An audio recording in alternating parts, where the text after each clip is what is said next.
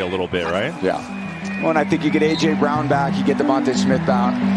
Again, it's always so many of these games about... Yeah, that's it. And a 33-16 win for Tampa Bay. After this embarrassing loss, the Philadelphia Eagles fell to 2-2 in the season. Most people had already written them off and were ready for new coaches, a new quarterback, and after what happened last season, it's hard to blame them. Not 2 years ago, the Birds were playing in the Super Bowl, but after starting as the best team in football the following season, Philly fell apart and ended the year 11-6 after starting 10-1. And even after a stellar offseason, people still didn't have the Eagles as Super Bowl contenders, with predictions ranging anywhere from 8 to 12 wins maximum. And by week 2, it felt evident that these predictions would be correct. However, starting in week 1, the Birds did win, but it was shaky.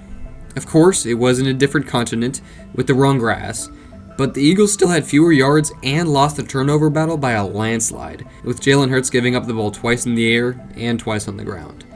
There were still positives, especially in the new free agent acquisitions, as the main piece from the offseason, Saquon Barkley, went for 3 touchdowns and 132 total yards, while Zach Bond, who was overshadowed by the signing of Devin White, burst onto the scene, having a league-leading 15 tackles in week 1. But these types of close wins were exactly how the Eagles began last year, 10-1, which was clearly unsustainable. But I mean, come on guys, it's only week 1, and with all of these great new guys, I'm sure all that we need is Jalen Hurts to get back to an MVP level, and as long as Nick Sirianni doesn't make any terrible coaching decisions, I'm sure we'll be fine. And did you see Saquon Barkley? Thank you, Giants. And oh my god, we just lost to Kirk Cousins and the 8-9 Atlanta Falcons. Okay. Let's just calm down. Review what happened. No need to panic. And I mean, this Falcons team started 6-3, but as you may know, Kirk Cousins at the end of the year. So this loss definitely looks worse now. Not that it didn't look bad then, but still, not a good home opener. But we could still keep improving. We didn't even have A.J. Brown, and won't have him until after the bye week. So this team could still get better. Let's just hope that this defense can stop Derek Carr and the powerhouse 2-0 Saints next week. And wow, this defense turned around. Of course, these Saints began a 7-game losing streak today and would only win 3 more games, but the point is, they had come off 2 games where they scored a combined total of 91 points. So New Orleans certainly wasn't an easy opponent at this time. But after a long, hard-fought battle for 3 quarters, the score was 3-0 Saints. Both defenses had come to play, with both offenses missing the bus, and only got to the Superdome by the 4th quarter. But the one difference between these 2 offenses on the field today is that the Eagles have Saquon Barkley. He breaks free. He's at the 50, the 40, the 30. He's going to go! Touchdown! Saquon Barkley! And after 2 Barkley touchdowns and a clutch pick by Reed Blankenship, the Eagles had done it. We won a tough, close, real NFL season American football game for the first time since mid-last season. Of course, Hall of Famer Lane Johnson had left the game with a concussion, so there were some negatives. But all of a sudden, I don't know if it was just me, but this was really the first time since mid-last season that I really felt a true confidence in all phases of the game. I mean, Saquon Barkley might win MVP, the defense is back on their feet, and we just beat a team who looked like they could make a playoff push. Let me just see who we got next, and oh my god. Why do we have to play the Buccaneers again in Tampa Bay? I mean, we beat them confidently last regular season, but Jalen Hurts is 1-3 against them, including 2 playoff losses, and I just hate Baker Mayfield anyway, so can we please just go out and get a simple victory for once? Nope. No, we cannot. We got completely discombobulated by a less talented team in all positions, and it wasn't even close. I mean, this Tampa team had just beaten the Commanders and the Lions, so they were good, but we just got completely outplayed. And I just cannot tell you how much hate I have for the Buccaneers. In this current day and age, I honestly think it's more than I do for the Giants, especially as a young fan, mainly because of how bad the Giants are, but also because the Bucs are just the one team that somehow has our number. And of course, we had a whole shopping list of guys that missed time this game. But now sitting at a 2-2 record, our worst start since 2021, this Philadelphia team needs to get it under control, or this could get nasty fast. Okay, quick little break. I know it's gotten intense recently, so just get a drink of water or something. I don't know, pet your dog or cat or both. And while you're doing that, I would like to explain something quickly. A bye week in the NFL is the one time during the season when you get a week off. These weeks can happen to any team from as early as week 5 to week 14. And it's a pretty normal thing to hope for a late bye week. Why, might you be asking? Well, it's pretty simple. You want to get out to a hot start if you're a good team. And if you have an early bye week, then your momentum could be completely lost. You would also want a late bye week as a good team anyway, to get healthy. A lot more players will be injured later in the season, so if you have a late bye week, you get a free week to get healthy. Now, when I originally saw the Eagles schedule, I would like to say I was disappointed. Not only did I find out that we still have to beat the shit out of the Giants and the Cowboys twice a year, which is a little fun, I'll admit. Plus, it's 4 free wins. But also that we had the earliest bye week possible. But now that we're approaching that very same bye week looking worse than we had in a while, this suddenly became the most important week of the season. Because if we can't find the issues in this team soon, this season is done for. So, as fans, all we can do is sit back and hope for the best. Okay, I mean, obviously a win is a win, but it was against the Browns, and along with Nick Sirianni yelling at fans, which I love it, but still, most people outside of Philly had lost even more faith in this team. And it did not make it any better that we lost Dallas Goedert, Darius Slay, and Jordan Mailata to injuries this game. Now, ignoring that we nearly lost to the Browns, this was probably our most solid and well-played victory in a while, as Jalen limited turnovers and did what he needed to do. At the same time, the defense held Cleveland to fewer yards and first downs, despite them having the ball for 3 more minutes. But, of course, one win against a bad team isn't exactly momentum shifting. Feels good to note that the Giants are still shit. Also, thanks for Saquon. And there we go, another win. And guess what? It's against a great team, or at least they were, but also this was just a bizarre season for the Bengals. But they still had the best wide receiver, defensive lineman, and probably quarterback in the league this year, so it's not like it was an easy victory. Now, on the outside, this was a rough game, as we nearly lost to a struggling Jaguars team, but if you watched it, the only reason that the Jags even had a chance was this terrible call where Saquon got touched by a Jag, fell down, therefore the play was over. Still, instead, he fumbled after he was down, and the refs ignored the fact that he already got touched, but it's okay. Nakobe Dean made an incredible catch, and oh yeah, this happened. Locates Barkley out of the backfield. Barkley slips 2 tackles and picks up.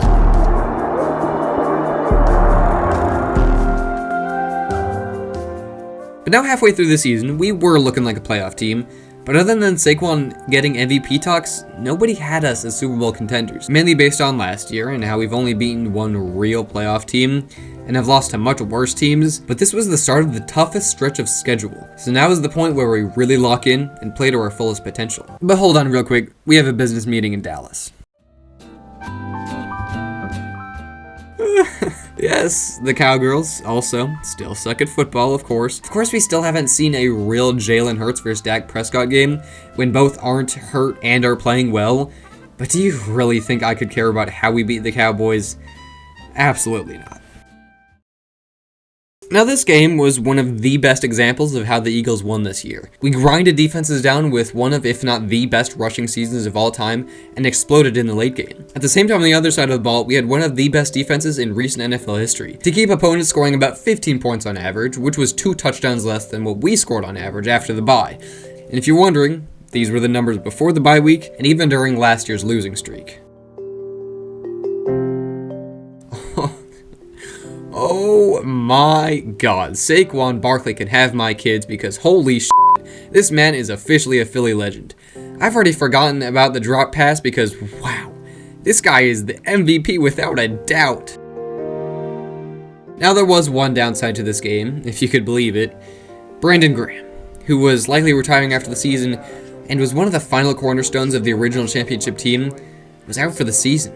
And at least for me, this was a rough one to swallow, because this was now more than likely our last chance to get him another ring, and he wouldn't even be playing for it. But It's next man up, and all he can do is bring his energy from the sidelines, especially with probably the toughest opponent of this regular season coming up.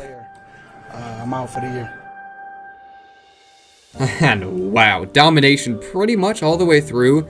Of course, Justin Tucker has fallen off a little bit, but we held one of the top MVP candidates to only 1 touchdown outside of garbage time, and the other running back in the MVP race to damn near nothing compared to what he usually gets. And did you see what Cooper DeJean did to that man? Derrick Henry, the king, was pile driven by a white boy.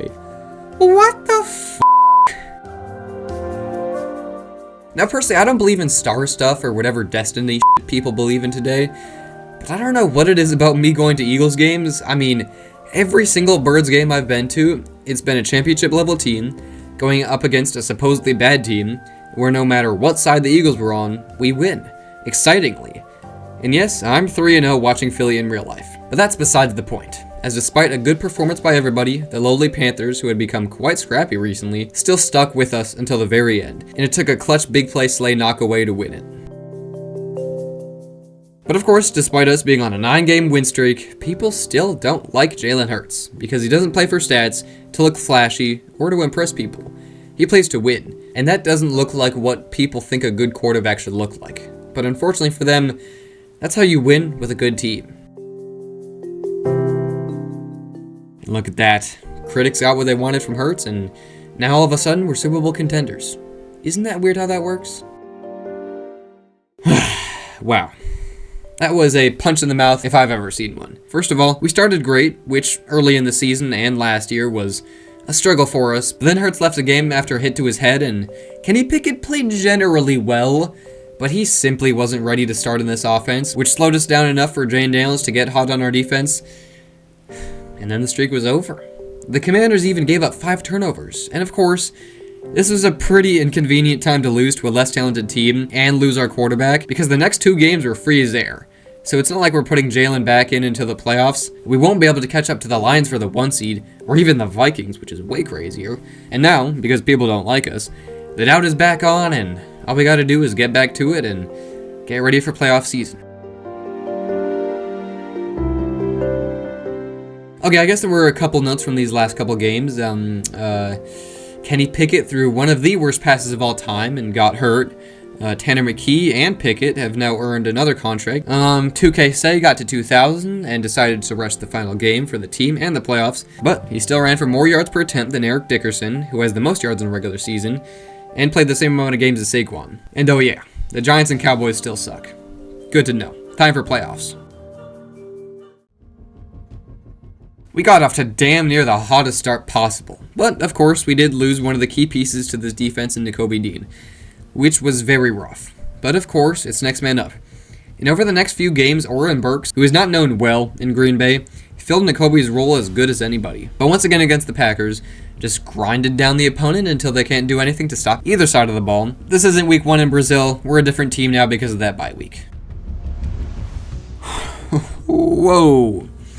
Little scary, considering we were a few more Stafford completions away from losing to a team that Barkley put 255 yards up on earlier in the season, but yes, I love snow games. We came to play and we got the W.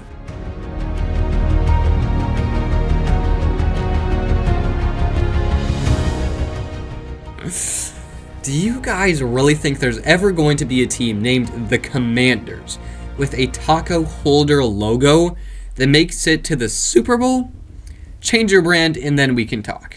But also, this was one of the most dominating playoff performances of all time, and by far the best in terms of championship games, and we're ready for New Orleans. Let me just grab the script. Who do we have? Oh my god. Are you serious? A rematch? Oh boy, Casey. This is gonna be fun. By the way, we got BG back.